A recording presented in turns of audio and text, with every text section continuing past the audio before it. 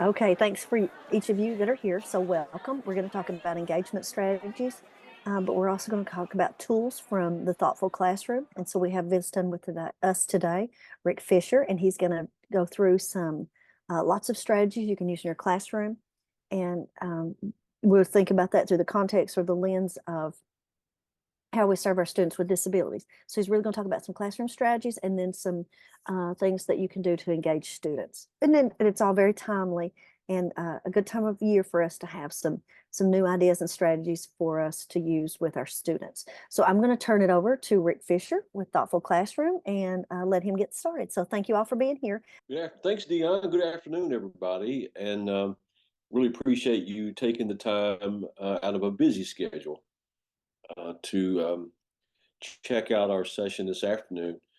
Good news, it's a smaller number than it was for our morning session. That makes for a little more personal conversation and maybe us to be a little more comfortable in interacting. So this is good. Dion, if you would let me have capacity to share as well. Um, I put a link to a Padlet in your resources in the chat box, and everything that we're going to talk about today, you have access to the full details of that work. And I made a design decision when I was planning for these 2 hours, and in our work, we really try to process out each piece and really focus on that. For this session, my goal is really to give you a good flavor of many different types of tools and that will support the work that you're doing in your classrooms. And so we're not going to dig as deeply and process these things as much as maybe we normally do with things in the thoughtful classroom.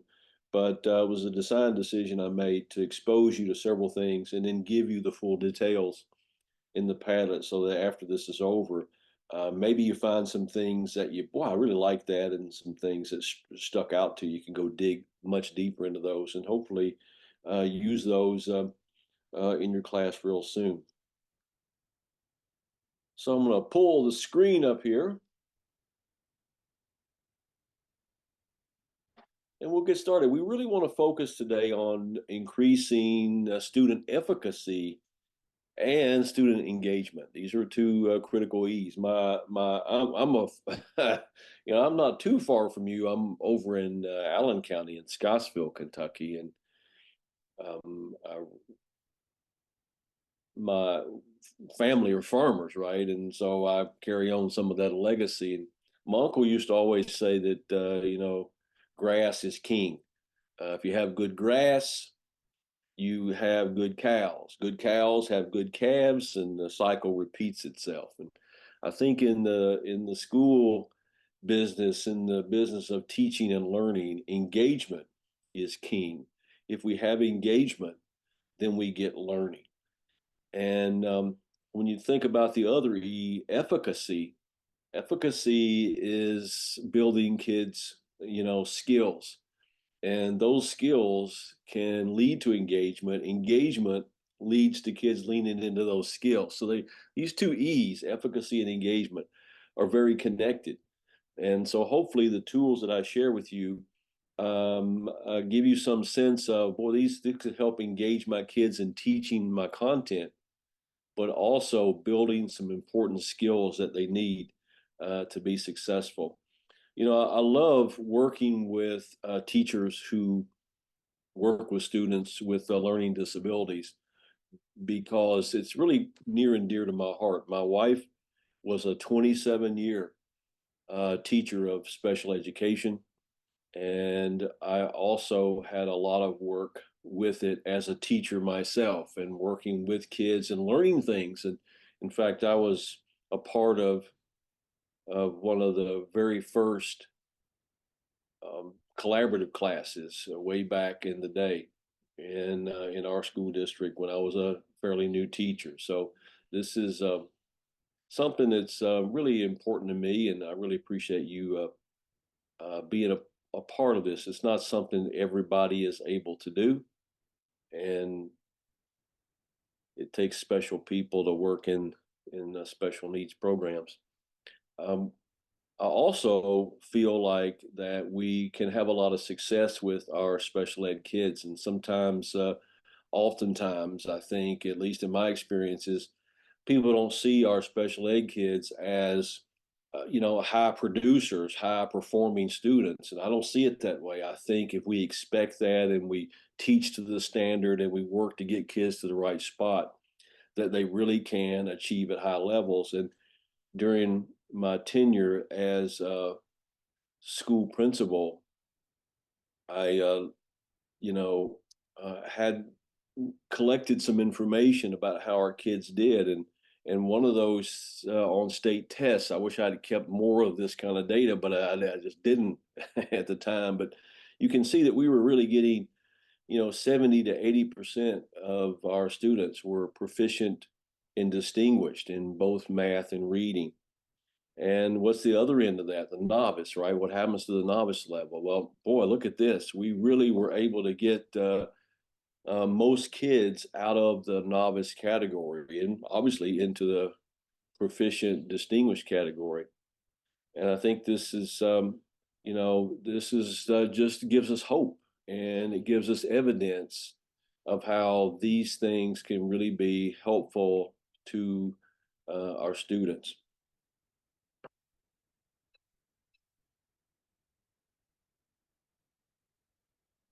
So, how do we bring out this brilliance that we're talking about? How do we bring out this brilliance in every student? Well, that's what we're going to try to talk about today with tools and strategies. How do we get kids engaged, and how do we build their skills? And there's three important questions that I think we have to really think about when it comes to probably any student, but certainly students who have learning disabilities. And I think these three ingredients really help us move forward. And the first ingredient is confidence. We really have to build student confidence, because without confidence, you sort of have this feeling of, I can't do that. I'm not able to do that. I'm not good at school. You know, Marie's good at school. I'm not good at school. And these are confidence issues. And oftentimes, I was a middle school teacher and also a middle school principal. And I saw a lot of kids come to us in sixth grade with no confidence. They really hadn't had a chance to experience success as a student. And so we worked very hard to help them build their confidence that you can do this. I don't care if you've never been above novice. That's going to change while you're the 3 years with us. And boy, I could just show you, dozens and dozens of our students who came, both kids with disability and kids not, who achieved much higher performance, learned more, remembered it longer, and gained a lot of confidence in themselves as a learner. And confidence is built through competence, through learning and helping kids learn more and remember it longer. And the more we can build competence, the more we build confidence. And the more we build confidence, the more kids will want to learn more. And so they're building their competence, they're building their content knowledge. And that leads to the third thing we need, and that is commitment. We need kids to be committed to learning, committed to growing themselves as individuals. And I think all these things go hand in hand, and each one supports the other. So it's not a linear thing. If you work on competence, you build confidence and you build commitment. If you get commitment, you'll get kids to build more competence. They're very intertwined. But I think there are three ingredients that we must build in our students. So, how do we do that? How do we focus on building these three things? How do we get kids engaged? How do we build their efficacy?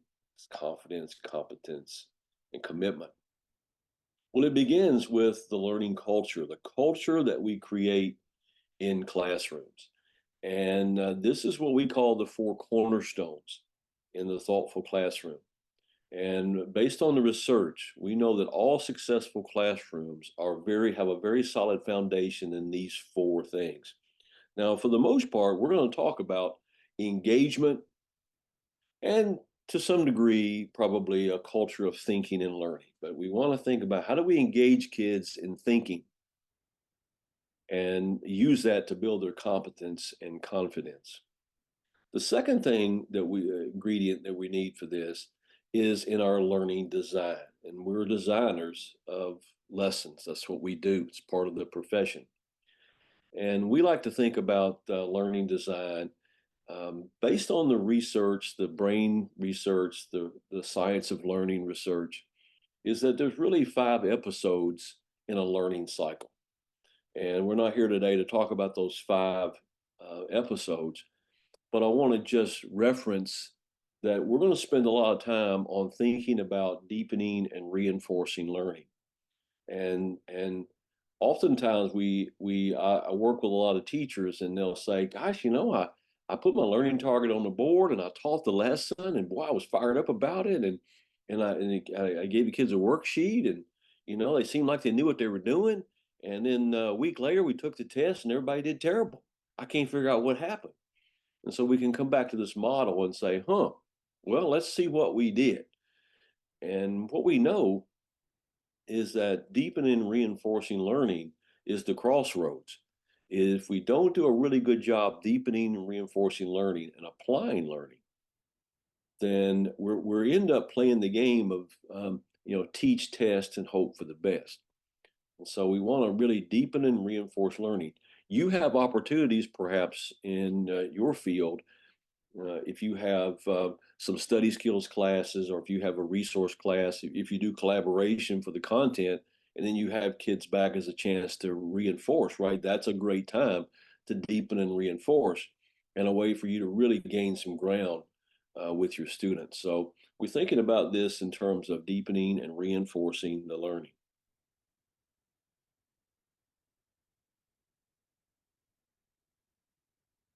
You're familiar with John Hattie, and John Hattie's become very popular in the world in the last several years, and he's taught us about effect size and made effect size more of a not just a researcher's terminology, but we pay attention to the things that are above the magic 0.40 effect.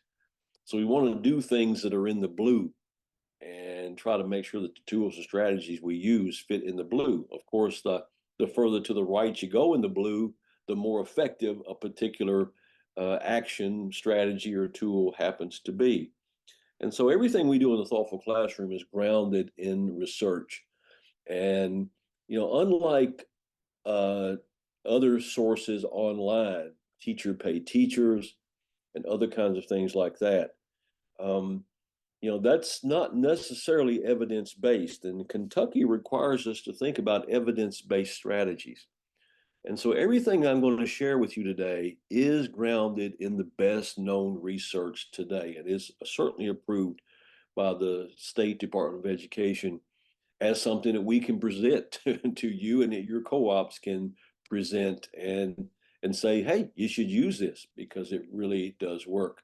And so we're going to share tools and strategies today that have absolutely been vetted by thousands of teachers across the country and across the world, for that matter. Harvey was just doing Harvey Silver, our president, founder, and all that, was just doing a training in China online just last month. So, and has done that for various countries across the world. So it is something that's been around for a while, and it absolutely works. That's why we've been around for a long time.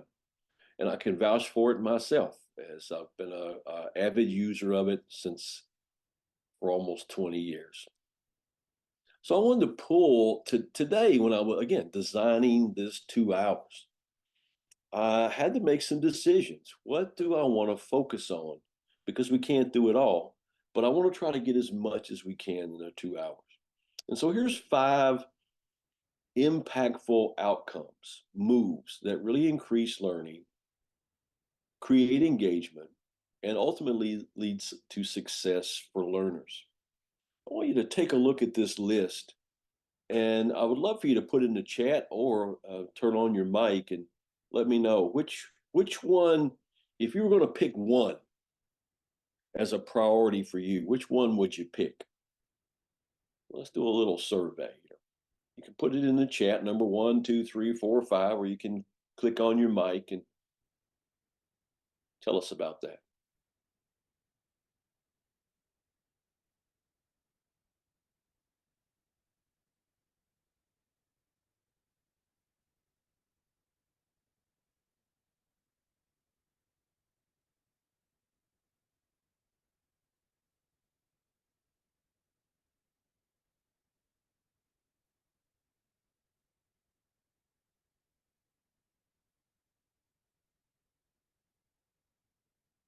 So in the chat, I see several ones.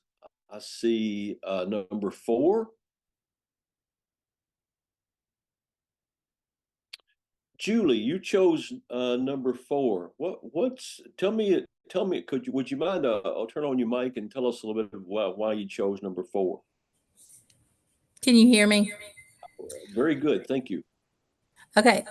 I chose 4 because I thought if they could make personal meanings, then it may stick with them longer.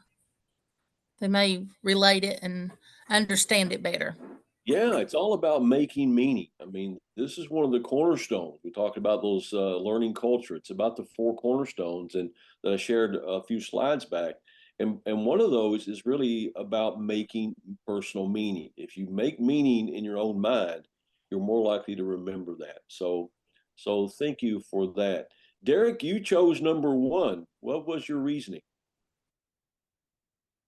Well, thank you, Derek, for putting your thoughts in the chat. If students are truly engaged and wanting to put in the work, they will come ready to learn every day. So says, sorry, having technical difficulties with your mic. Totally understandable, Derek, and thank you for finding a way to respond. I appreciate that. Yeah, so good. I think these things are really powerful. And so, Rick, why did you settle on these 5? Well, here's my reasoning. Okay.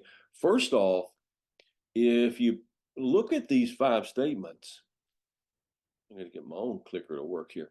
You notice that number 1, there are very effective teaching methods. And I've put the effect size at the end of each one of those lines. So if you go and look at effect size based on the research, you'll find that these things go deep into the blue, right? So they're very good teaching tools. They create engagement and they help you teach your content. And also, many of these things are required. They're required skills or things that we really have to do in order to help kids learn deeply and do well on state assessment tests. And as we build these skills and do these kind of things just with these 5 statements, we're really helping build that idea of confidence through competence. And all these tools that I'm going to share with you really help get commitment. They really can help engage kids in the work. So that kind of sets up where we're headed, and so we should get started thinking about how do we put these things into practice with our students tomorrow. So one of the great things about the Thoughtful Classroom is we're going to share with you a series of tools. We call them tools. What do tools do? They help us do hard things. They make doing hard things easier. My father used to plow with a mule. And he was always fond of his old mule and the many, many hours he spent behind that plow. And fortunately, I didn't have to plow with a mule. We had a tractor for that, right? There's a tractor for that. It's a better tool, more efficient, cover more things, more ground can be covered in less time. So tools help us do that. And so these tools that we're going to share with you make the work of these 5 things much, much easier and much more effective. So here we go. Let's get on with the first one. Students put forth effort and work to be the best learner they can be. Man, several of you chose this, and it's one of the reasons why I picked it today, because it does matter, and it's the first thing. So how do we focus on effort? So first off, let's think about this. So what drives children, adults, to really persist in something, to beat their last score? I mean, this is computer games, right? I mean, kids will play for hours trying to better their score or get further down the the next level. Athletes train hard to push themselves to be better than their last performance. I mean, we know the time that athletes put in. Musicians will practice hours and hours on end to really improve their craft. And I've heard stories about many, but in particularly like the Beatles, and they spent years in, I think, Germany playing every night, and it was they contribute some of their success, maybe a lot of it, to the fact that, man, we practiced and practiced and practiced, and we played every night. We played a game basically every night, and before we knew it, we had really developed something special. And so it takes a lot of that. And so you know what causes all that? What drives people to work so hard to accomplish something? And the research on that is, hey, there's a great satisfaction, there's joy from getting better at something. It's a natural human reaction. In fact, some of the research that we've pulled when we ask kids, in the teachers who motivated you the most, the classrooms who really motivated you the most to be engaged and to learn in school, what did they have in common? And there were four things that came out of that. And one of those was the kids said, it's a place I'm getting better at stuff or feel like I can get better. Boy, you hear that? It's a place I feel like I am getting better, but it's also a place where I think I will continue to get better. I'm not good at some stuff now, but I think in this class the teacher kind of shows me how I can get better. So I'm getting better or I can get better. Man, that's pretty powerful when you ask a bunch of kids, and that's one of the responses that keep coming up over and over. So this idea of getting better, it's a natural thing. So how can we get on that? Well, here's a little chant you can start with your kids. This is Harvey Silver taught me this chant years ago. And it goes like this: good, better, best. Never let it rest until your good is better and your better is your best. So there's a little chant you can start doing with your kids every day. Good, better, best. Never let it rest until your good is better and your better is your best. And here's our first tool on offer today. It's called Personal Best. It's a motivation tool that helps students master new skills, challenges them to improve upon their performance over time so that they can achieve their own personal best. And I like this tool, and I think it fits a lot with the research. And it's a series of things to think about, right? And so these are sort of statements or things you want kids to think about. And the first one, I'm really proud of the work I did, and I think it's better than my previous work. And here's how I think it's better. So you get really kids thinking about, okay, so yeah, I didn't just say, well, my score's better, right? I got a 75 instead of a 70. No, that's great, but why did you get a 5-point increase? What's different about your work? You see how much more detailed this is? It really gets kids thinking about, what do I actually know? What is better now than it was before? And then the next question, so why? What's a quality that has improved? How'd you get that to a 75? And then some other questions.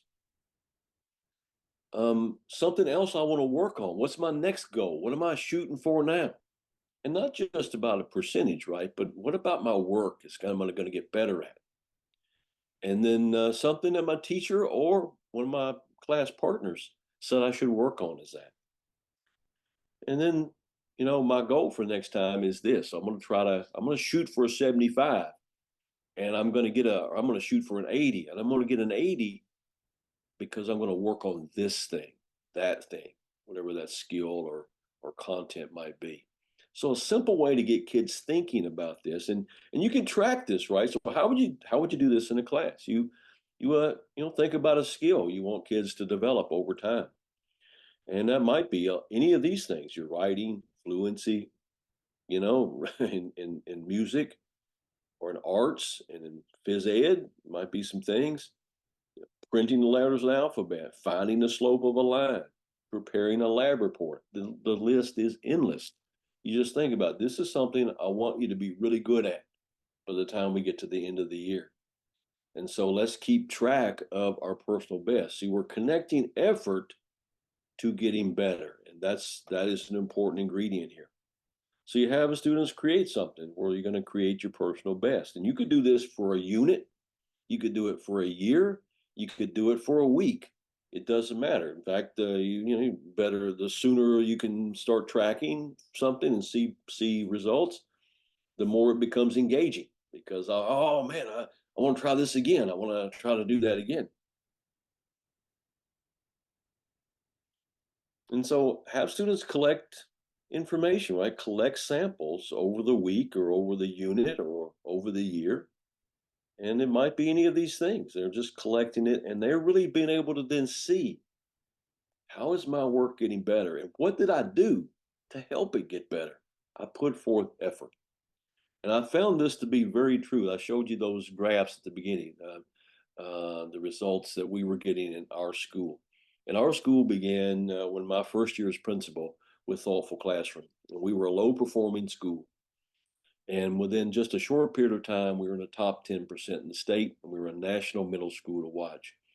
And we're really focused on getting better every day and putting forth an effort. When you cross the thresholds of this school, hey, it's different. And kids would say, and parents would say, this school is different. I've never seen anything quite like it. And what they were saying was, man, there's an expectation that people put forth effort when you come in here. And we're all about learning. We're focused on learning. It is what we do. And that is the culture that I'm talking about in the beginning. But you want kids to collect and make the connection between, I did more, I got more. I worked harder, I got better. Effort equals success. Many kids do not know that connection. And so they don't have models at home, and they just think they're good at school or bad at school. I'm not good at school. She's good, he's good, I'm not good at school. And that's not true. It's just not true. And so we have to help them make the connection between, I can get better and I can track my own behavior, and that's engaging because you see yourself getting better. So that's one tool for effort. There are more tools for effort we could share as time goes on another day in time. The second one is building background knowledge by developing vocabulary. Vocabulary development has a pretty high effect size, and it's even more powerful when we connect it to this idea of background knowledge. So here's a couple of students. Now, these two students both had a good breakfast this morning. They both have nice clothes to wear. They both have good families. They're in a stable home. They have all of those things. One of them is going to do super well in school, and the other one is struggling in school. What's the difference? What's the factor? If everything else is equal, what's the factor that makes the difference? Well, there are really two big factors that we want to consider here. The first one is background knowledge, what the student already knows. The second one is information processing, or the use of thinking skills. And as we like to say with our kids with disabilities, I might not be able to recall everything as well, but I can think about it. And Daniel Willingham says you can't remember what you don't think about. So really focusing on getting kids to think is a big factor here. So building background knowledge and processing with thinking skills. These are the two big factors. So we got some good news and we have some bad news. And when anybody asks me, I got good news and bad news, which one do you want first? I always say, give me the bad news first so we can end with good news. So here's the bad news.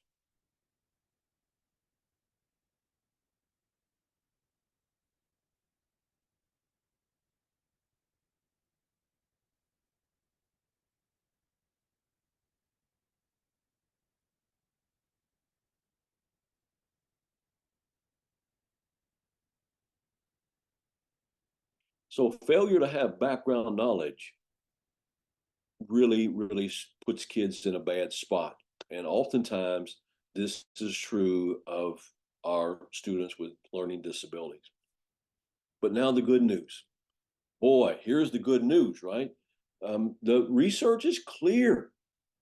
If knowledge and skill that students from advantaged backgrounds possess is learned, and it is, you're not born with it, you learn it through experiences, through things. It's learned and not innate. Then we can build background knowledge and help any kid learn it too. We just have to do it a little bit differently, but it's still a doable thing. And so this is a mindset I think we have to change across our field of education, because many folks don't see that. Oh, they can't do. So we'll water down the curriculum. We'll do less. We'll expect less. This is the wrong thing to do, because as one of my special ed teachers was fond of saying, when they graduate high school, and let's say they get a job in a factory, there's not a special ed line and a regular ed line. Everybody's on the same line.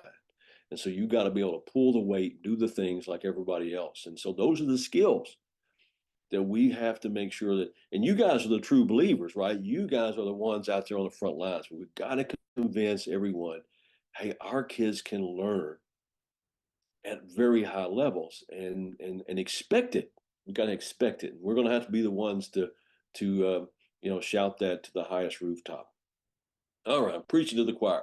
Well, I love what Marva Collins, man, the stuff she did with the kids that came to her and who had, man, terrible, terrible experiences, poor and dropouts, and none they were young kids, they're not dropouts, but really had dropped mentally out of school and not doing well and failing and all that kind of stuff. And she said, I believe there's a brilliant child locked inside every student. I think there's a brilliant child.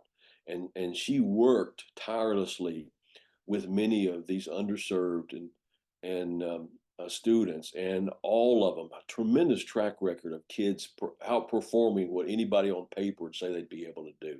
That's what you do every day, right? You turn those things for kids into great successes. And so it takes special people to do what you do, like Marva Collins. So how are we going to build this background knowledge? We can do it directly and indirectly, and we can do it through experiences in academic type things. We can also do it indirectly through the readings we give, the talking and listening that we do, and through direct vocabulary instruction. And so building background knowledge and vocabulary are well connected. In fact, it's one of the simplest and best ways to help build background knowledge for kids, and that is to build their vocabulary, for them to understand words. Now, we're talking about understanding a word and not just knowing a word.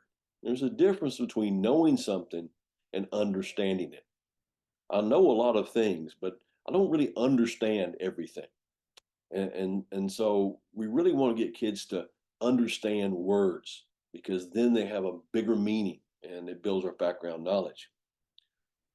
So what do we do to build vocabulary in our classrooms? Well, I'm going to give you a series of tools. There's 3 or 4 tools here on offer that will really help you engage your kids with words, build their background knowledge, and really give them a better chance of being successful. So here's our first offer. We're going to start talking about a chair. So what makes a chair a chair? Think about that question for a minute. What makes a chair a chair?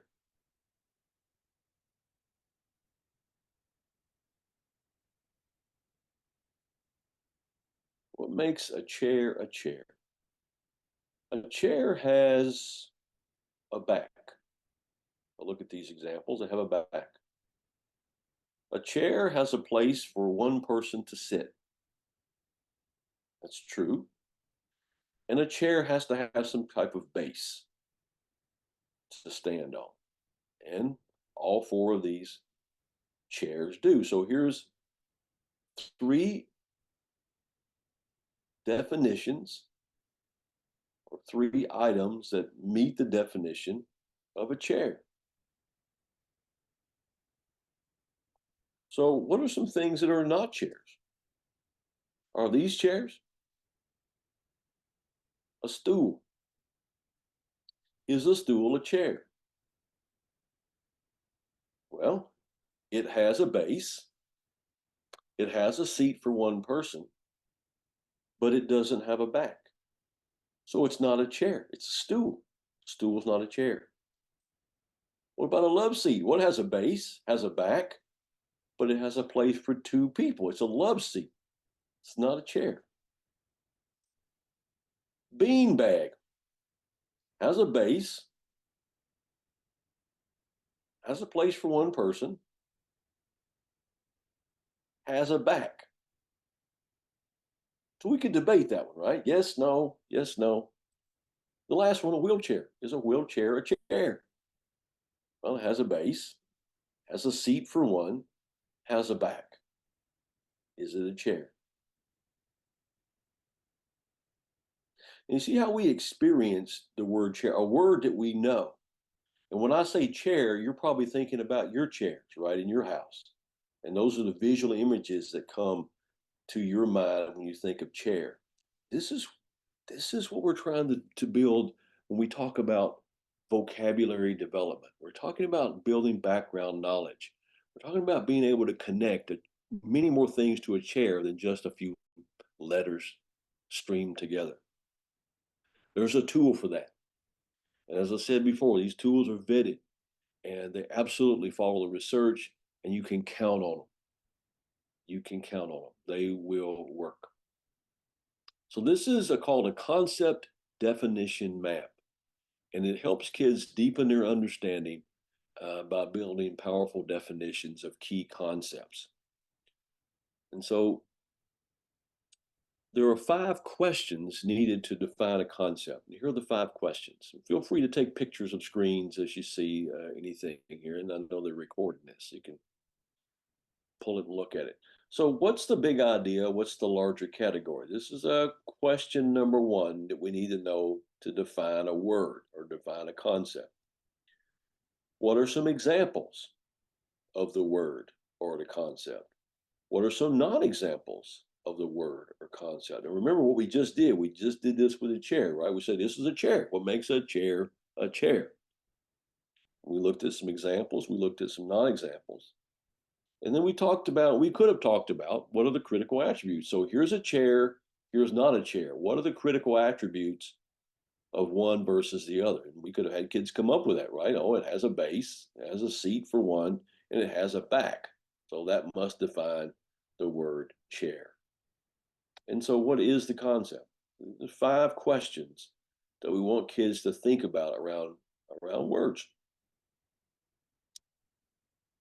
So let's just play this out as an example. Here's our word chair. So what does chair belong to?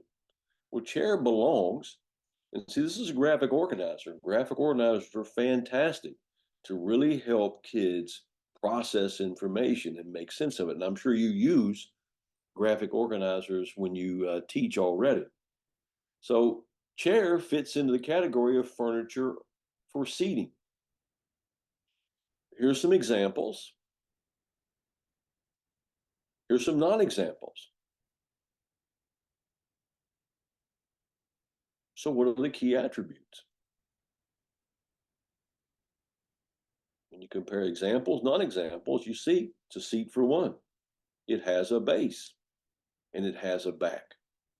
So if you can imagine using a concept definition map to really get kids to break down a word or a concept word that you want to teach, you want them to learn and hang on to. This is a great way to sort of really split it out into its pieces and make many connections to the word. So that when I see the word chair, or I see the word, for example, how about this word?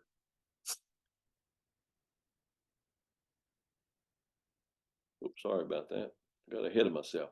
But if you picked another word and you broke that down, wow, could really give kids a lot more ways to pull in what does this word mean and how do I use it in the world. And you can use this tool really to build foundation, right? And so here is another word. We just did chairs. Here's another word, mercantilism. This is a common 8th grade social studies word and probably 4th grade social studies word. And some text that goes with it. That's commonplace. But if we really want kids to think about what is mercantilism, then we can build their confidence. We can build their competence by using the graphic organizer. So how does this compare to this, right? Mercantilism belongs to the category of economic system. It has these 5 key attributes. Things that are not mercantilism are these things. So when we study and talk about these things throughout the course of the year, these things are not mercantilism. Some examples that we will talk about in other countries and other cultures are other forms of examples of mercantilism.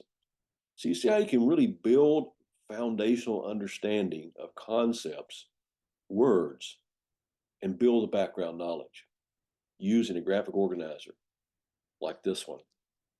Here's a simplified version, same concept, same idea with folk tales. Mathematical terms.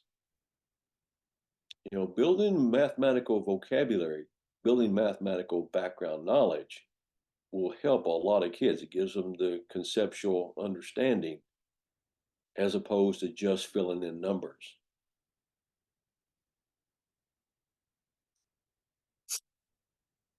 You can use it to clarify abstract concepts. So you can teach it for deeper understanding. You can clarify abstract concepts. Here's one: polygons.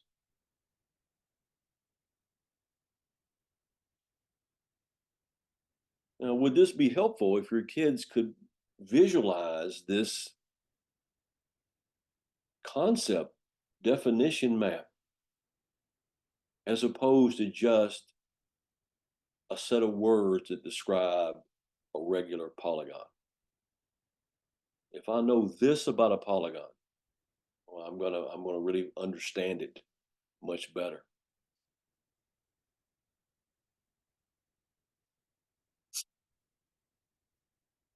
And you can really improve students' explanations. You can improve the writing. You can improve short answer type things. You can improve on-demand writing kinds of things and other free writing, the stuff that you do. Here's an example of a story that you're thinking about, one of those character traits, right? This character had courage. And so courage it belongs to a character trait, and some things, some examples and non-examples, and what are the key attributes of courage. And you see how in this little graphic organizer, you kind of have all these pieces. Now you can take your concept definition map and really use what we call a concept definition checklist to make sure that you include all the critical ingredients in your answer. And in this one here, you got to identify the concept. The concept is courage. And what's the larger category? Courage is a positive character trait. Describe the critical attributes. Oh, here they are. It means you don't let fears or difficulties stop you. And this was pulled right from the graphic organizer. And you got to include some examples. So here's an example. And then you got a conclusion. So it can really help kids break things down and then be able to construct a constructive response or whatever, a piece of writing. So that's concept definition map. A great way to build background knowledge, build words. Another tool for word building is visualizing vocabulary. And boy, I like this one as well. And you see the 2 words highlighted on the screen in blue: visually and verbally. We have 2 channels. Back when I was a kid growing up, we had 4 or 5 channels on TV. 2, 4, 5, 13, and 8. And that's all the channels of TV you could watch here in the 70s and 80s where I live. And so when we think about learning, we really can learn through 2 channels: the visual channel and the verbal channel. But when we combine the visual channel and the verbal channel, That's dual processing. We call it dual processing. And it really builds, it kind of takes both things, which alone are good, and combines them together. It makes a really powerful way to help kids learn because we're dual coding. The official term, dual coding, combining the visual and the verbal. Here's how it works. So simple, right?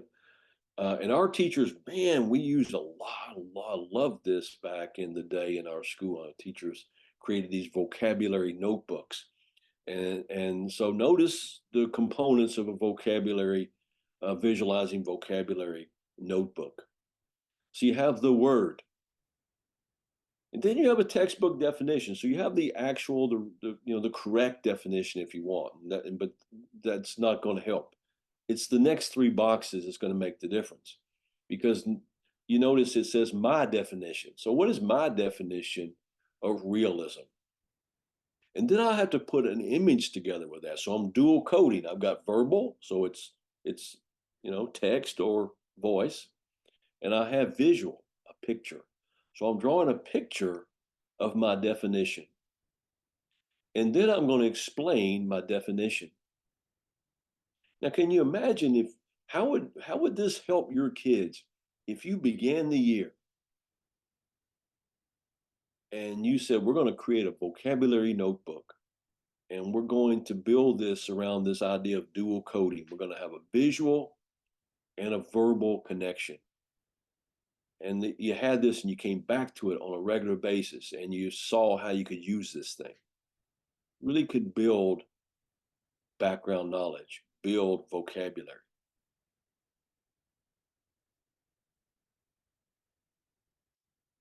Another teacher used it for a single term visualization. And look at this kid's sketch.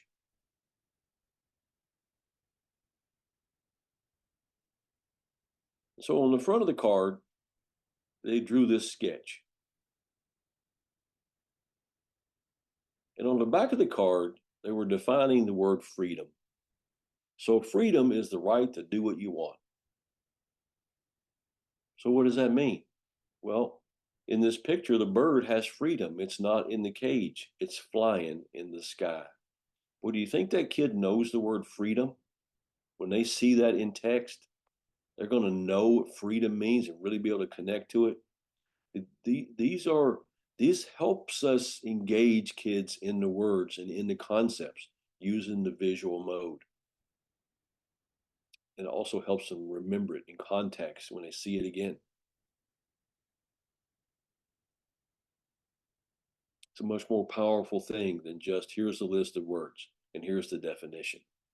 That's one channel. The third vocabulary style tool I want to share is called 3C word walls. And you've heard of the word word wall before and probably have a word wall in your classroom.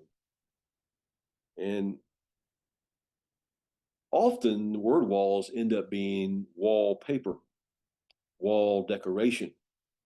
But we want word walls to be active places to learn. And so how can we use words, walls, to help our kids learn the content and prepare them for the next grade level? Well, I'm going to give you a few lists of words. I want you to pay attention to these 4 lists. Here's list 1.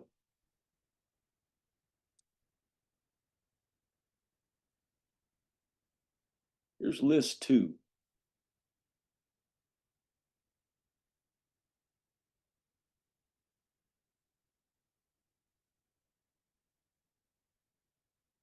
And list 3.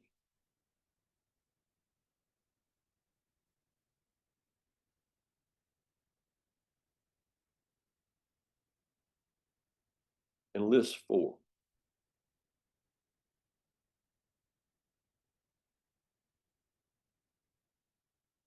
Let's get some interaction with you with this one.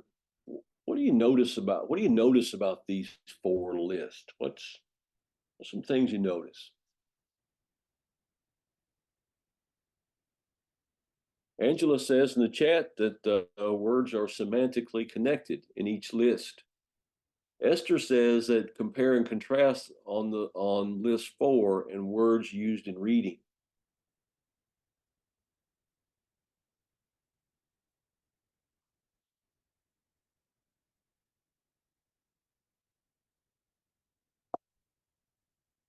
And so list 1 are domain specific words. They're academic expertise words. So this would be the words of the content or the unit or the week or the year. They're the domain specific words. And this is the ones that's often on the word walls back at school. List 2 are transitional words. They're words that connect things together. I know as a science teacher, when you read a science text, it uses certain transition words and phrases. And I really need my kids to understand when they're reading text, what's happening when they see these words and these phrases. List 3 are descriptive words. Words that help describe a concept or a character or a science phenomenon. And list 4 are thinking words, words that all show up on every subject on the state assessment test. And so we have to make sure that kids know what it means to compare something, to summarize, to synthesize. What do these words mean? So what I'm offering as a suggestion is that we don't just have a domain specific word wall, that we also think about what are some transitional words, what are some descriptive words, and what are the thinking words that I must make sure kids know in order to be able to communicate what they have learned. I think this is all part of, I used to tell our kids all the time, you worked very hard this year. We've worked you very hard, and you've worked very hard every day. And you take tests throughout the course of the year, you do projects, you do all these things. And we get to the end of the year, and this is a chance for you to share what you've learned this year. And I want you to be best prepared. Don't have done all this work, spent all this time, and get to the end and you're not able to share. You don't put forth the effort to share what you've learned. You don't use the language that we've taught you to show what you know. Don't let it slip away now. You've worked too hard. And I think that sort of is about this idea of knowing these words and using the words in your work. So how would you make a word wall more active and not passive? Well, one of the neat ideas that teachers use is like a spotlight. And so a couple times a week, or they'll spend a great deal of it time on Friday, is that they just go in and say, I'm going to shine the flashlight on compromise. Rick, tell us about the word compromise or the concept of compromise, and use as many of the words on our word wall as you can in your description. Let's count them. Let's see how many he can come up with. And so you do a few of those on a regular basis, and kids start then going practicing using the concept and attaching it to the words that support it. And this is a great way to practice and make the word wall not just something that's covering up the old paint, but something that's useful. And you could do this, you could begin class with this every day or end class with it every day. And after a reflection period, you could do a quick spotlight on one of our key words. So it's a good way to make it useful. The last tool, vocabulary knowledge rating. I just dig this tool right here a bunch. Simply put, It's a way for kids to measure their progress at learning words. And so you could do this for the whole year. You could do it for a whole unit. You could do it for a whole 9 weeks. You can do it for a whole week. These are all choices you would make. Simply put, it's you got the term on the left, and then you have a series of self-evaluation. I've never heard this word before, all the way to I can explain this in my own words, give an example, and use it in conversation. So this is the first reading a vocabulary tool that you would use. And you would offer this up at the very beginning of the unit or wherever at the start. And have kids rate themselves. I'm a 1, 2, 3, or 4 on this word. And notice what it says in category 4. I can explain in my own words. I can give an example. I can use it in conversation. All the tools that came before this one were ways in which you would build that vocabulary and build that kid towards a 4 in those critical words you want them to remember. And so you just stop, you just begin class or in class, every so often, once a week at least, and say, okay, get out your vocabulary knowledge rating and see how you're doing. I watched a 4th grade math teacher using vocabulary knowledge rating last week in a school that I work with. And she had them to get out and say, okay, so here's the words we've been working on in mathematics and see where you are and rate yourself now on how you think you are. And then she has some other follow-up tools in the beginning, really connecting these things together. So it's a great way to build vocabulary and let kids rate themselves as they go along. And this all ties to personal best, right? Like I'm now a 2. What do I need to do to get a 2 to get a 3? And you could do that around personal best if you had a notion. So that's vocabulary development, building background knowledge.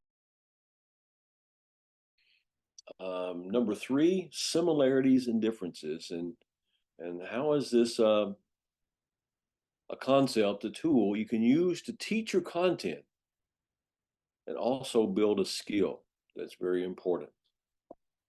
So you might say, why did you pick number 5, Rick? Well, there's 3 big reasons. The first reason is a comparison turns out to be an essential ingredient to learning. In fact,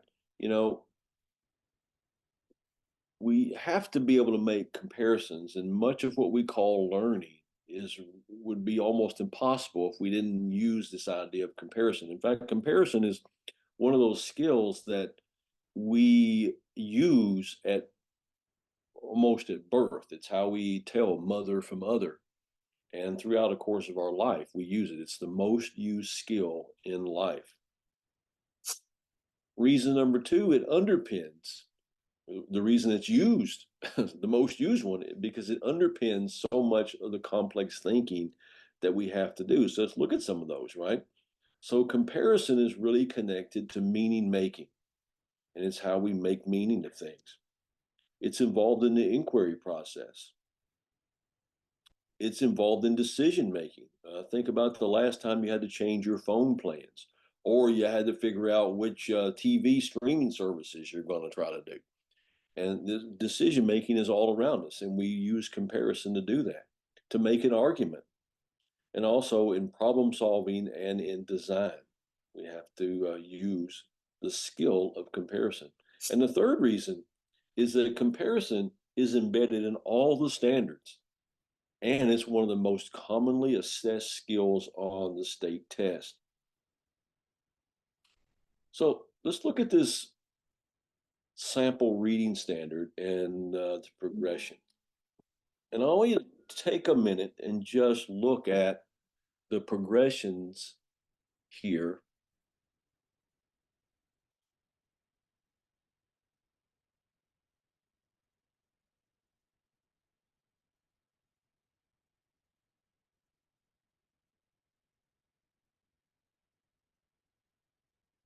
So what do you notice about the skill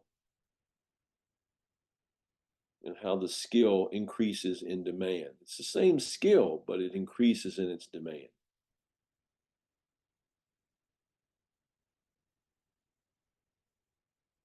You also see it in things like mathematical practices, right? You see similar words. You see words like analogous, the correspondence between, different. And then you see the word compare. But the point is that you don't always just see the word compare and contrast. There are many other words used to support this idea. Here's a sample released item in elementary school.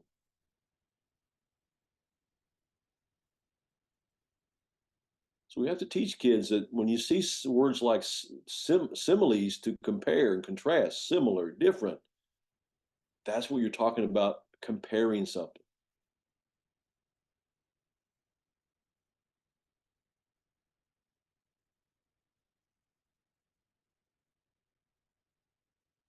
So if comparison's all about meaning making, and it's a powerful, powerful tool. And boy, if we did more comparison lessons, kids would learn more content, be more engaged in the content, and we'd be building these skills of competence, confidence, and getting more commitment from them.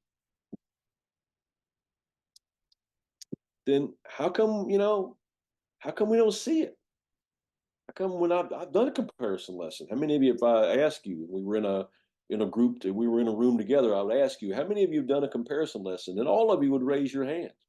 And I would say, boy, did you feel like, man, that was a home run for me? And every time I ask that question, people go, I don't know. I mean, it's okay, but I mean, it wasn't anything to write home about. Well, just because kids are, we're naturally inclined to use compare and contrast to find similarities and differences and stuff. We Kids still don't know how to use the skill. And so we have to teach them, how do you compare something? There is something we need to do. And so how do we teach kids this skill? Well, I'm going to share some things with you. When we use compare and contrast effective in the classroom, it's really going up what we call the elevator of thought. And what we mean by that is we start in the basement on the first floor, and it's going to be about collection. And then it's going to be about the actual comparison. And then it's going to be about a conclusion and a deeper processing of it. This is how you make a comparison lesson powerful learning, powerfully engaging for your students. So you say, well, let's just compare and contrast, yet you got 4 different levels here. Yeah, we got to get to the 4 floors of comparative analysis in order to get the full impact of helping kids learn how to make a comparison and learn content by using the skill of comparison. So here we go. I chose to teach you about a good comparison lesson by sharing some of the common pitfalls that occur with students in trying to do a comparison. And so we're going to look at the pitfalls. And so let's start with the first floor, collecting information.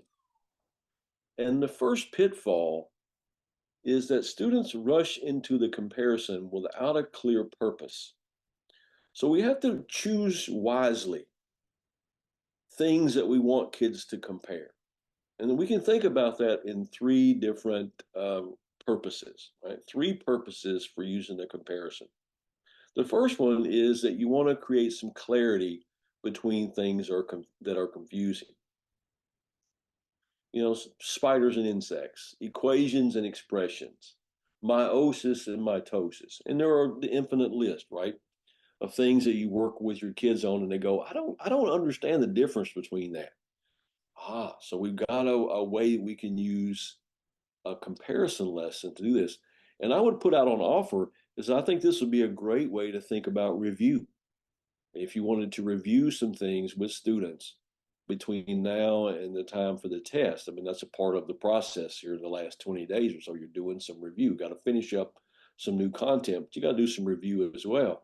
And you could just set some things up and think about, what do you know about spiders and what do you know about insects? Or what do you know about meiosis and mitosis, or equations versus expressions? Let's do a comparison of those. So you really be churning up the learning, probably creating some new learning, but really helping them process big concepts that they're going to need to know and remember. for the end of the year. The second way or second purpose for a comparison is you really need to concretize. You're always teaching abstract ideas. And so you have an abstract idea and you really need to make it concrete. And that's really important for learners. And so things like characterization, form and function, or economic systems, these things are, it's hard to know what that looks like. What is that? And so doing a comparison can help you concretize. And the third one is really about judgment, right? How do you decide on if something's good or not? So in other words, what's the ingredients of quality work? What makes a great argument great? Or how do you design a valid experiment? So you might show a bad example of an argument and a good example of an argument, or a bad lab report and a good lab report. So let's compare these. And so you really are forming what's good and what's not good through a comparative analysis. So these are the three purposes in which you want to think about the use of a comparison lesson. Pitfall number 2. Students focus on trivial information that doesn't lead to deep thinking. This is one of the most common and biggest pitfalls, and the thing it frustrates teachers to no end. We do a lot of work on wanting kids to, we spend class time, valuable class time, on doing a comparison. And then kids end up with comparing stuff that's not what I was looking for. That's not what I wanted you to get out of this. You're comparing stuff that didn't matter. And so we have to control that a little bit, focus on that. And so we got to establish some criteria. So 3 ways to establish a criteria. You can generate it, right? You can say, these are the criteria I want you to compare. You can also find it within the context of learning targets or standards. It can also be task embedded criteria. It's found in the task description. This is pretty common on state assessments, right? So, for example, focus your comparison on the challenges, accomplishments, and legacies of each leader. And that's been preceded by some setup language, but here's what I got to do. I got to focus. Here's my criteria. My criteria are the challenges, accomplishments, and legacies of each leader. Those are my 3 criteria. So I've got to think about having something in my answer that deals with each one of those things. And where kids will often say, I just did a general comparison. So really teaching them about what's the criteria. That's what you're trying to make a comparison against. This is important to remember and important to teach the kids. And then, in class, students could generate the criteria if you wanted to go that direction. But so now we're into compare, right? So students don't have a strategic way to organize their thinking. Well, as we say, there's a tool for that. If you have a problem of practice, there is a tool for that. I keep trying to get Harvey to buy me a t-shirt that's on the front says got a problem, and on the back it says there's a tool for that. And there's often more than one tool for that. And the one I want to put on offer today is describe first and compare second. This is a real hit with teachers, and I hope you find it useful as well, because it solves a lot of our pitfall problems in doing a comparative analysis. We've all used, excuse me, myself included, the old Venn diagram. And there's got to be a better way than just a Venn diagram, because as I said before, if we ask teachers, hey, how many times have you done a comparison lesson using a Venn diagram? Oh, all of us have. Well, did you think it was really great? No. So there has to be a better way, right? So the Venn diagram is not going to help us really make a good comparison, because it leaves some of those pitfalls we just talked about. So with the tool describe first, compare second, we do that. We describe first. And so you see, back to our example of viruses and bacteria. In the middle are the teacher-generated criteria. So this teacher said, I want you to compare viruses and bacteria, but I want you specifically to compare, are they living, non-living? I want you to compare their structure. I want you to compare their reproduction, their benefits and harm, the treatment, and preventative measures. That's what you're comparing.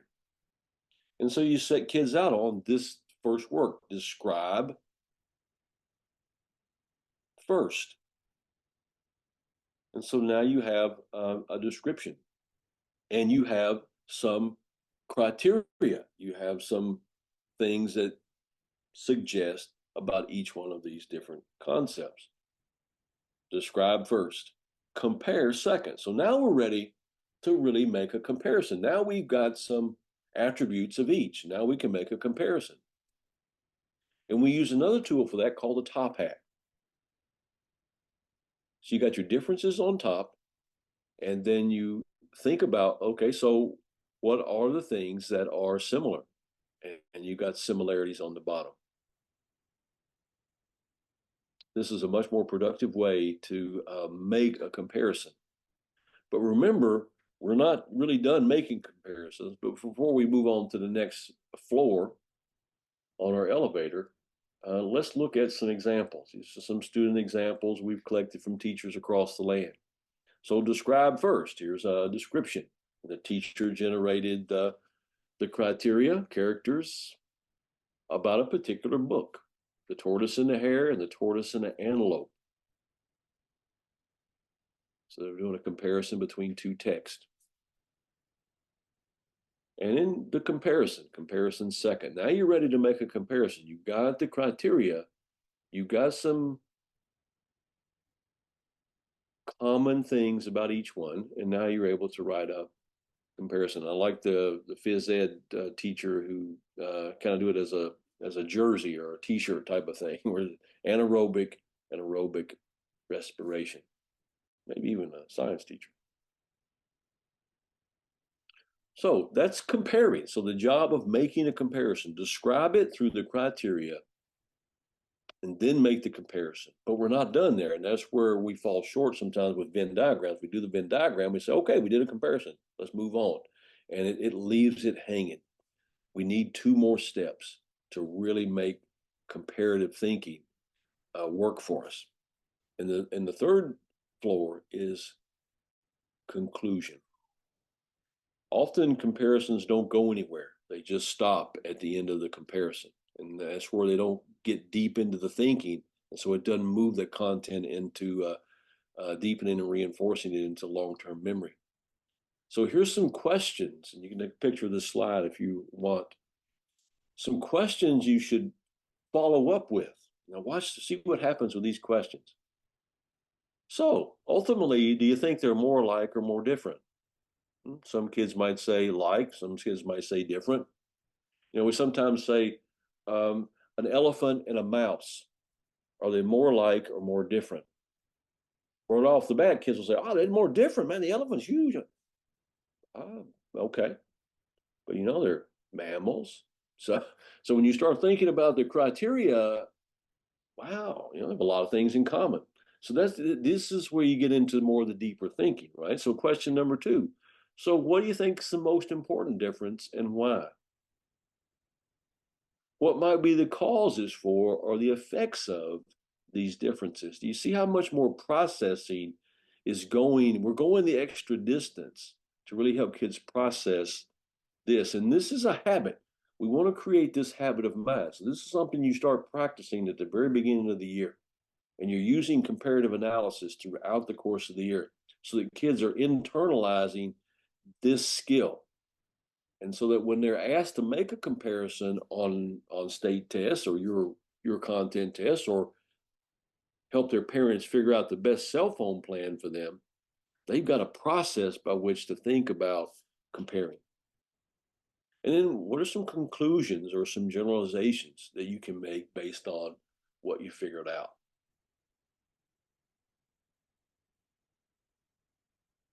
And so here's some examples.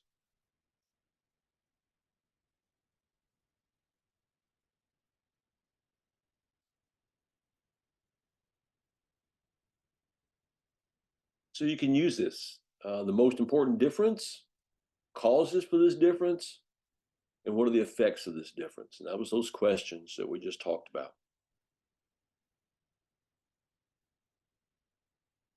But we got to get to the fourth floor of comparative analysis. And the last floor is the communication floor. And this helps us support the last pitfall. The kids don't synthesize and apply what they've learned. And so we've done some stuff, but we needed another step to really help kids learn because we did a comparison. And so we got to teach them to use the language of comparison. Notice what this teacher did, a comparison between frogs and toads. And importantly, they wanted to get the kids to think about some of those, transition words that are used when making a comparison. And here's Pablo, who did a constructed response on bats and birds. He had to make a comparison between bats and birds. Use the language of comparison. So this goes back to some of our vocabulary development before, and see how these things connect together. Look at all the words that Pablo used that are similes of the word compare and contrast. And this is what we want to teach the kids, that when you do your constructive response, when you're writing about this, when you're coming to your conclusion, when you're generalizing, use the language of compare and contrast. Here's a great little scaffold that I thought you would really also enjoy, kind of a comparison framework. And this might really help you scaffold to begin to teach kids, how do you put these things together? How do you process out a comparison and put it into words?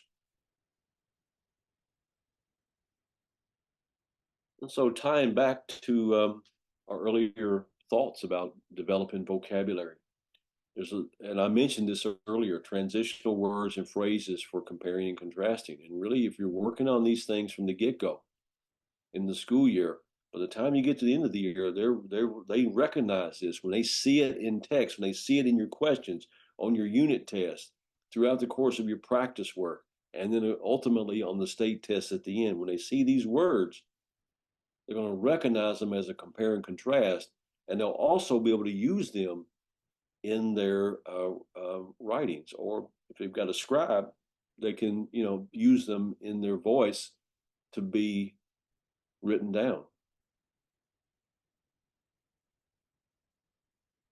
So that's how we help kids ascend, this elevator of thought using comparative analysis. Remember, there's 4 floors, right?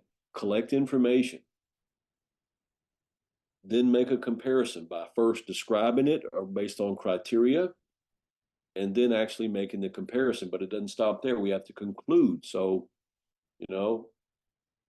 using those questions that we talked about, and then being able to communicate that in some other form. That's a really strong comparison lesson. And so pick the topics. Try this out here in the next 20 days. Pick some things that kids are going to need to know and remember at the end of the year. And just do some comparisons with it. Come in and say, today we're going to compare this and this. And I want you to pay attention to this criteria. And go back in your notes or pull that chapter up or go back on the computer and find this piece. Whatever you're doing to review, right? Have them work their way through those 2 concepts, and then do steps 3 and floor 3 and floor 4, floor 4, and practice them in the art of making a comparison.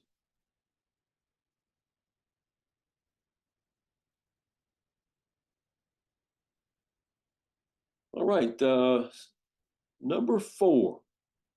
Summarizing, and someone had this as the one that stood out to them the most: students being able to summarize content to make personal meaning. Boy, this tool right here, we didn't have this tool back in the day, But if we did, it would have been a really big hit with our teachers, with special ed teachers. It's called single sentence summary, and it's a enduring reading tool, improves comprehension and builds this skill of summarizing.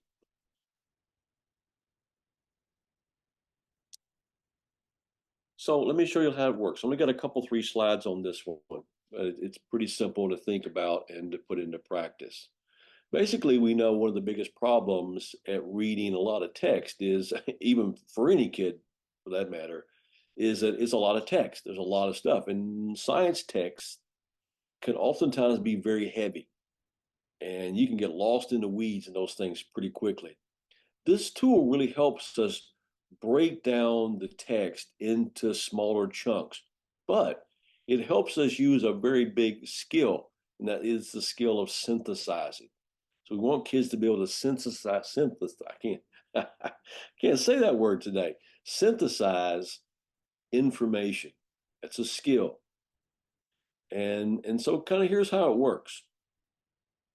So we take, in this case, we have 2 paragraphs on designing lessons, some of our own work. And so instead of having all this text, we could summarize that into one statement. If we want kids to remember, we need to look at what we teach from 2 perspectives, the lesson designer and the learner. That summarizes those 2 paragraphs. So let's try it out with something else. You give it a try. So here's 2 paragraphs under number 1 about veggies and fruit and eating lots of it. So if you read that first paragraph,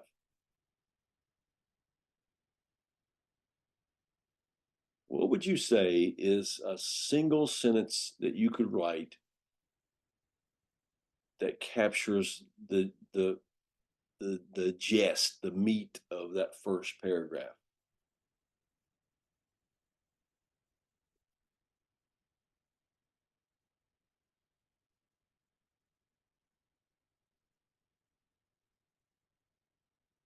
Well, here's my example. Eat 3 servings of vegetables because they help keep you healthy and are low in calories. 2, you might start out with the first sentence, right? Read the first sentence. What's the biggest, what's the point, right? What's the summary? Summarize one sentence and begin to build and scaffold your way up to taking chunks. But the idea of this tool is simply teaching kids to take chunks of text and summarize it with a single sentence. So the fewer the words, the better, because it's less I got to try to hang on to, less I got to remember. And I think this is a really powerful tool. I mean, you could use this in any situation with kids and really helping them take all that text, pages in a chapter, pages in an article, and really help them distill this thing down into some essence type things.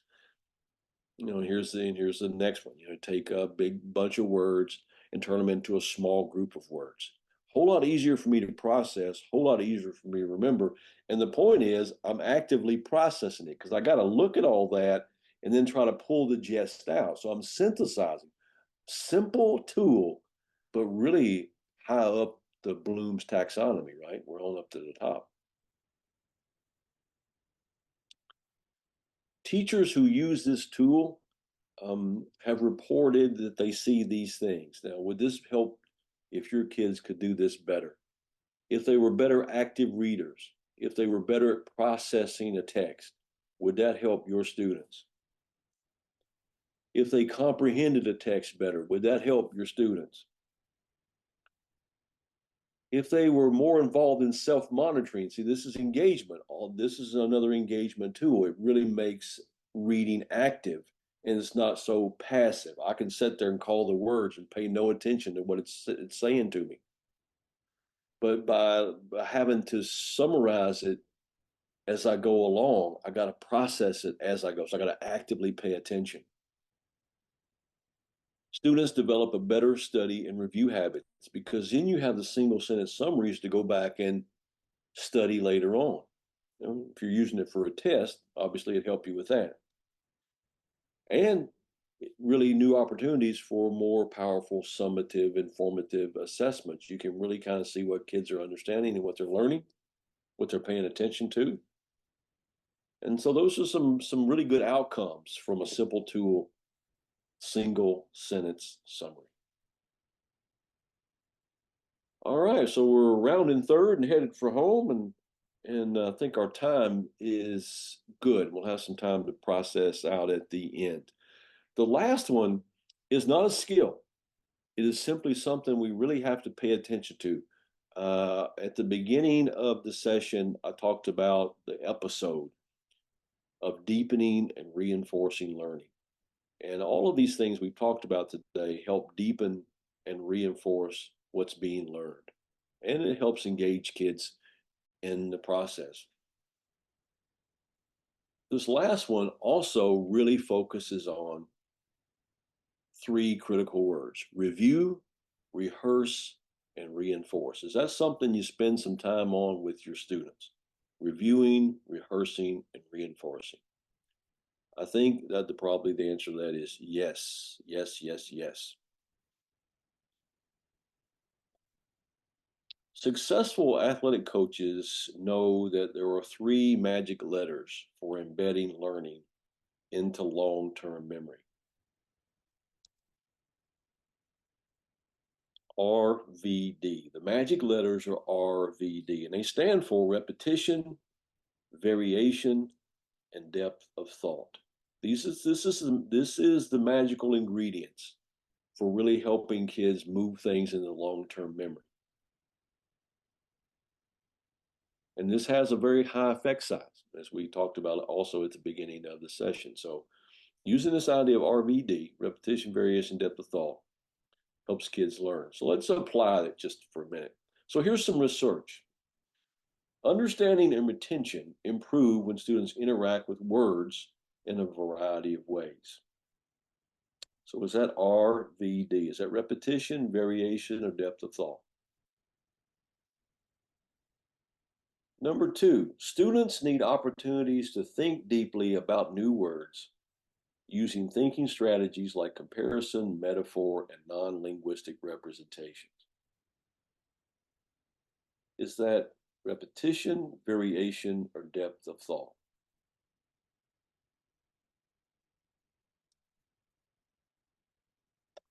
And last, developing anything more than a superficial understanding of new terms requires multiple exposures to the terms. Well, I think you probably had no trouble identifying each one of those snippets of research, but they spell out this idea of we have to learn things in a variable way, different kinds of ways. We have to learn things deeply. As Willingham says, you can't remember what you don't think about. And we have to repeat, have to practice, practice, practice. So repetition matters a lot.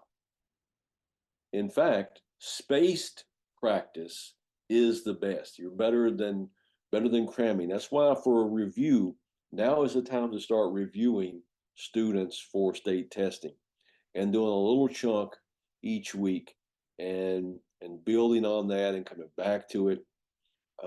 We did a little process in our school following this research, which is not brand new, right? This is just a recent publication by Brian Goodwin.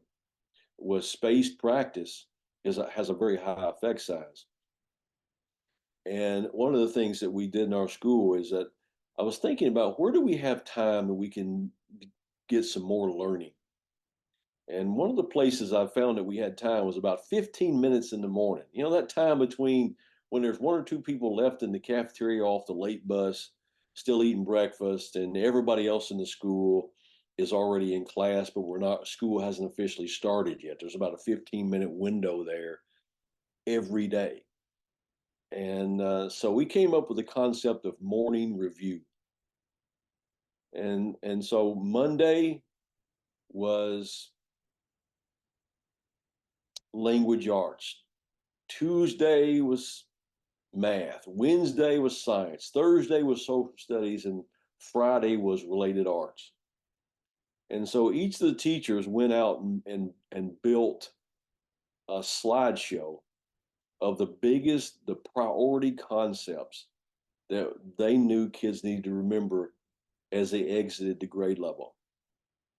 And so every Monday and Tuesday and Wednesday and Thursday, during that 15 minutes, every teacher in the grade level pulled up that teacher's exercises and we practiced those big skills, reminded, repeated those concepts that we wanted kids to learn. And so we made use of just 15 dead minutes every day of the school year, practicing, looping the content, spacing out the practice so that we could really build that into, long-term memory.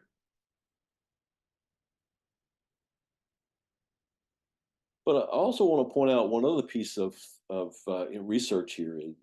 And basically, this is talking about in mathematics, for example, solving similar problems that require the same procedure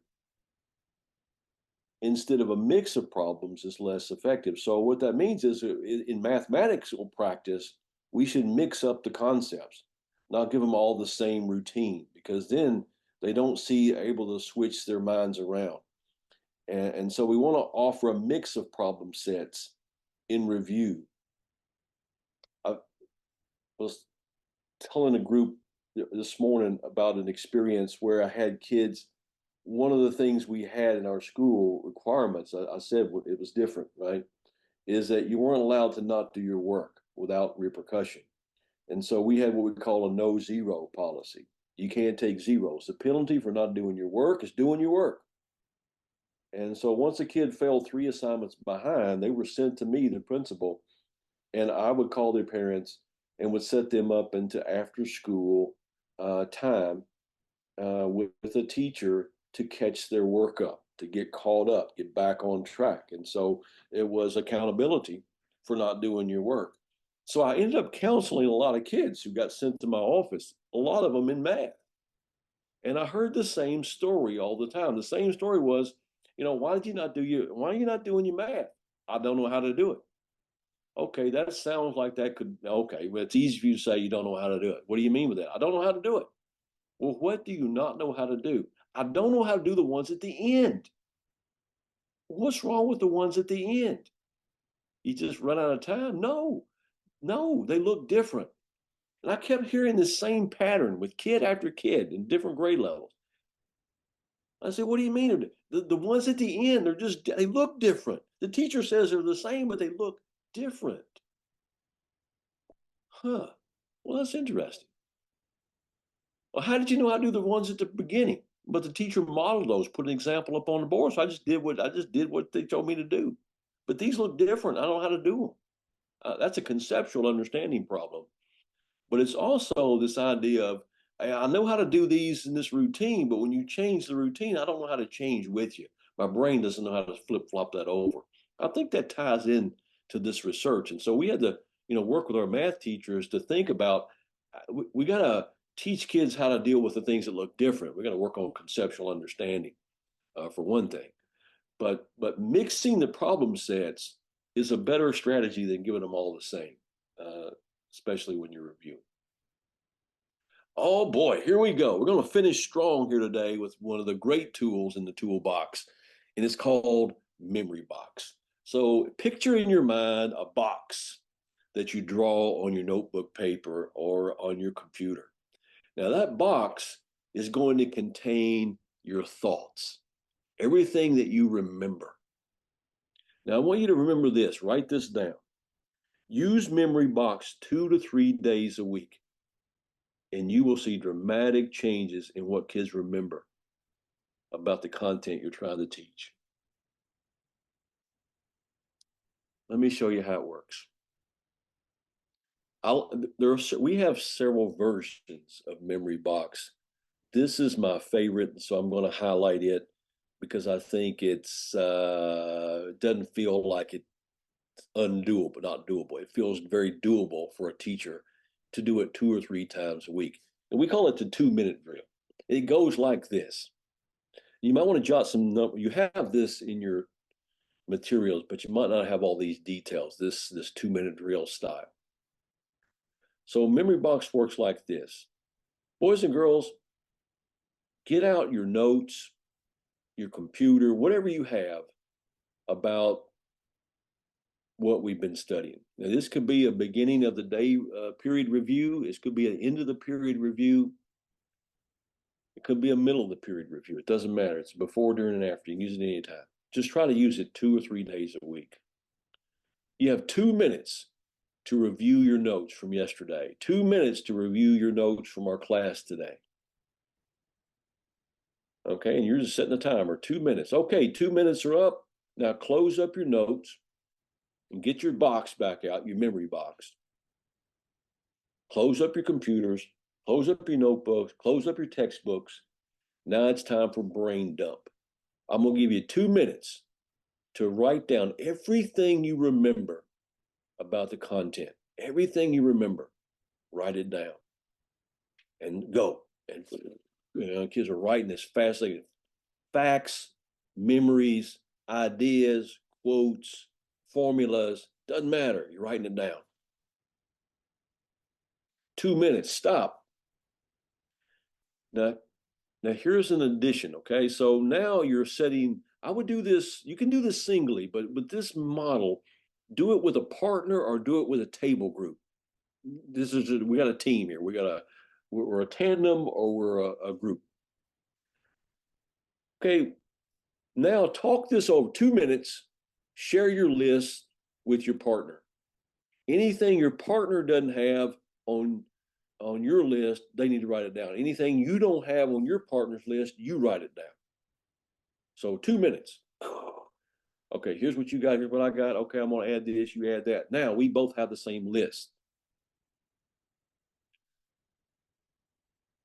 Next thing, we call this give one, get one, or a battle. And I think it's engaging, right? It's fun, but boy, you're churning up content. Now we're going to go out. We've got a partner, you and me, and we're going to go out and battle against some other kids in the class. And so when I say go, you go get up and go find another person in the classroom, and you're going to battle it out with them. And how do you battle? You share your list with them. For everything you had on your list that they don't have, you get to write yourself down a point. And then they're going to share their list with you, and anything they have that you don't have, they get a point. So you're competing. How much information did you remember were you able to write down? And so you can do multiple rounds of that if you want, but again, time and how much you want to invest in it. I like to do a couple just because you're churning up more ideas.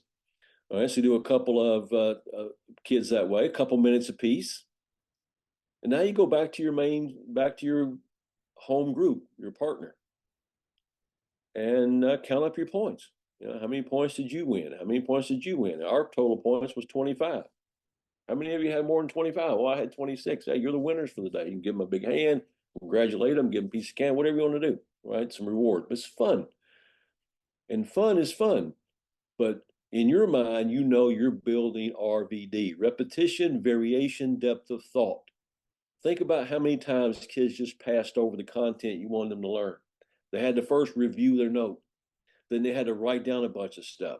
Then they talked it over with a partner and got new ideas. Then they went out and had this battle, which was all like fun and games, but they're learning more things. Oh, I forgot about that. I should have wrote that down too. And they're writing these things down. And then they're coming back and talking about it. Boy, how much information you've churned up in a fun and exciting way. Memory box, 2-minute drill, boom, do it 2 or 3 days a week. These are some examples, and not spend a lot of time on that. Here's a kindergartner. These can be done in kindergarten all the way through high school. We use it with adults all the time.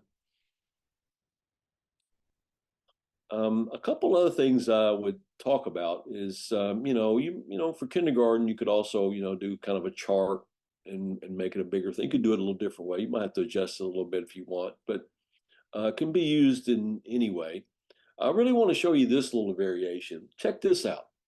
Have students create a memory box on a quiz or a test. Begin the test with a memory box question.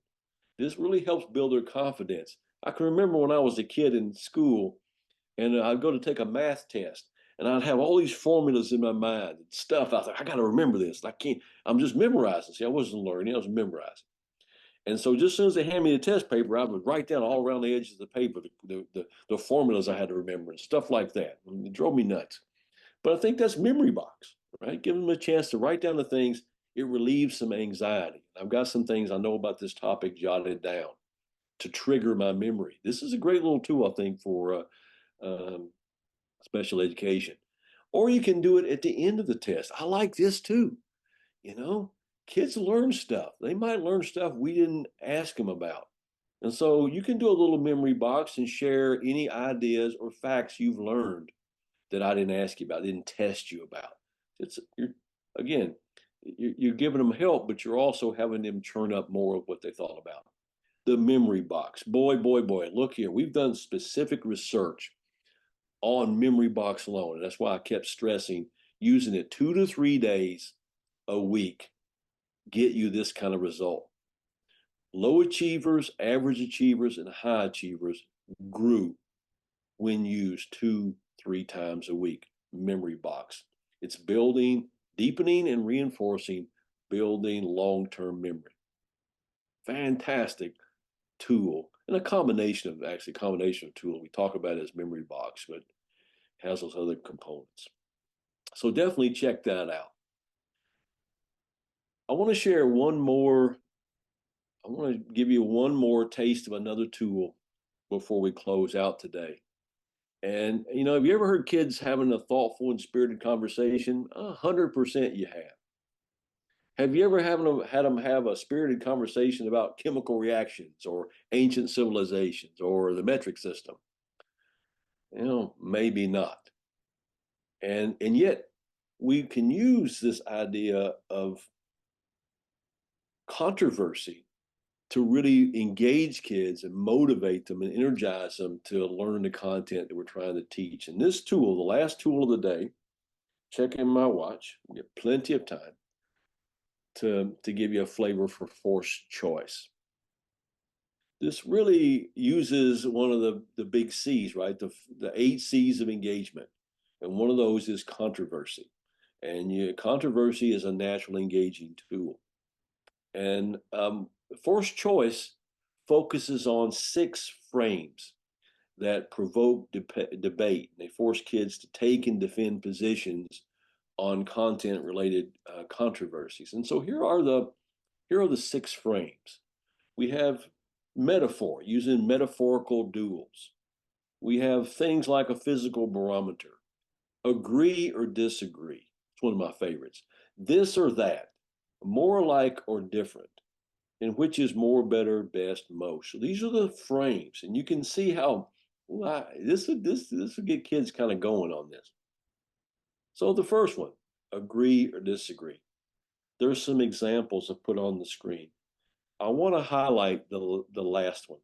I was working in one of our thoughtful classroom schools pretty close to you over in Bell County last week at the Frakes Elementary School, who really are working hard on putting tools into practice.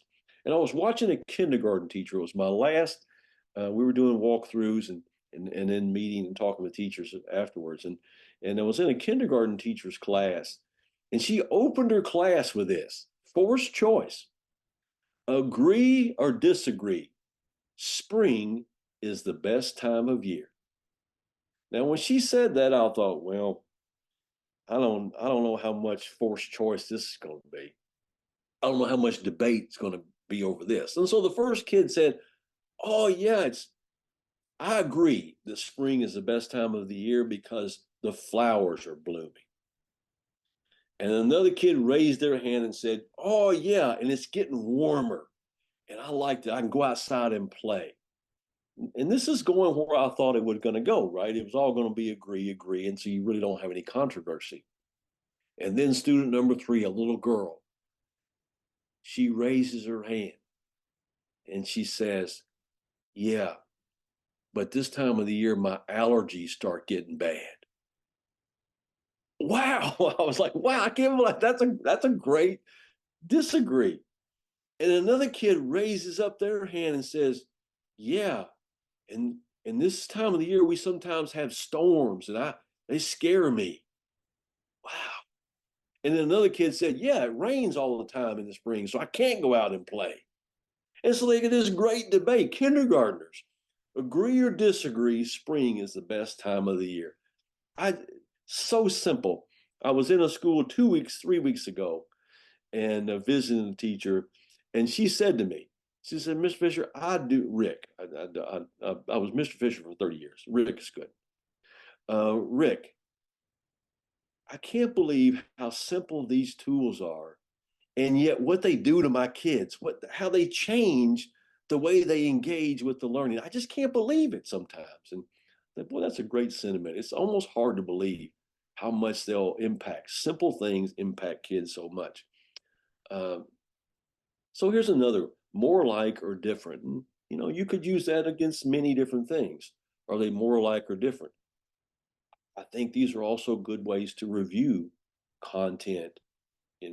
Pick a couple things. That's a comparison, basically, right? Is an elephant more or like a mouse? That's a comparative type question, done in a more simple way.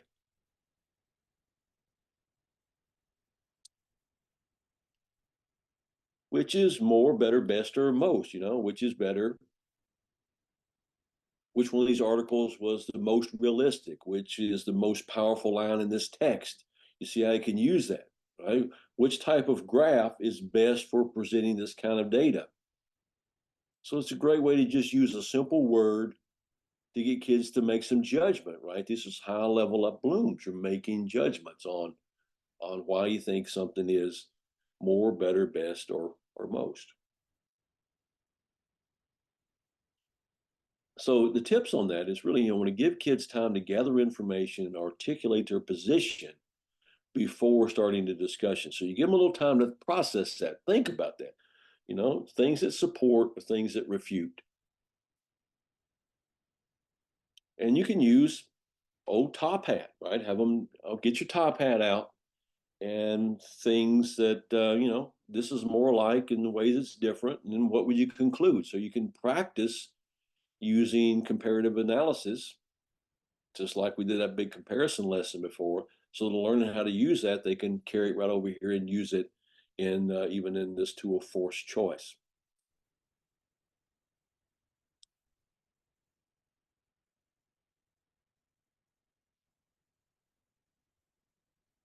I would like for you just to reflect on this session. We've shared many things, and I wish you would pick one of these stems and put this in the chat box for me. You can just pick one, 3 things you're going to remember from this session, a tool that's definitely going to become a part of your repertoire, and why. Maybe there's been a synthesis in your own mind. Before today, I thought whatever, and now I think this. Or maybe you have a question. I wonder. So this would be a great way to end your class each day. Ask kids, what did you learn today? What are you hanging on to today? What do you wonder about? What's changed you today? Take a minute, share your thoughts in the chat. I would appreciate you doing that.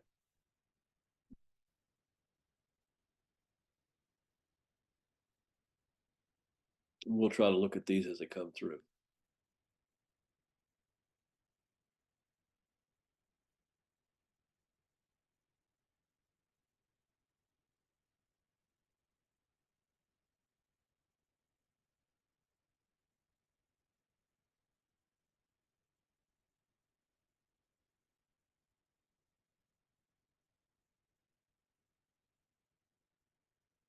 I love the memory box. Definitely going to use that soon. Thanks, Christian. While you're, please put your thoughts in the chat. It's good feedback for us. And while you're finishing those up, I want to put my contact information on the screen and remind you that if you have a question, a problem of practice, boy, I could use another thing. I wish I got this problem. How could I fix it? Feel free to call or text, email me. Be most happy. It'd be a blessing for me to be able to help you with your practice. And I want you to always feel like we're here to help you. here to support you. And I really appreciate you being here today and committing some time to spend with us. I hope you found some things that are really helpful to you that you can use with your kids. And looking back at your comments here in the chat, I see a lot of forced choices. Yeah, good. So just Someone, sorry, Rick. Sorry oh, about go ahead. I thought I heard somebody there. Yeah. I was just going to say, yeah, it looks like coming through the chat, forced choice and a memory box, a couple of great ideas. Just like say thanks to everyone that's with us this afternoon, and thank you, Rick, for providing the information that you did and such a informative session. And thank you so much for all your work and appreciate you. Thank you. It was my pleasure to be with you today. Take care. Good to see you. Thanks for everything. And I'll look forward to seeing you soon. Okay, thank you so much. Bye-bye. See ya.